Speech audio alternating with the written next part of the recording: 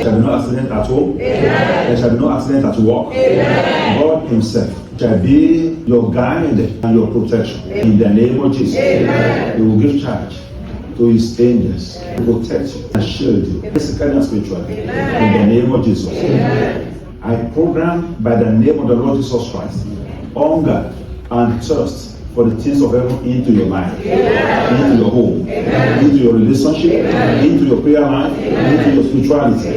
In the name of Jesus. Let the angels of the living God camp around you to take care of you 24/7. In the name of Jesus. And as many as are trusting God for wonderful testimony like this, yes, it is your turn. The Lord bring it to come to pass. You will gather crowd together. In the name of Jesus. The anointing of God that makes the way of man to be perfect, the anointing of God that makes people's lives to feel as if they know how to do things.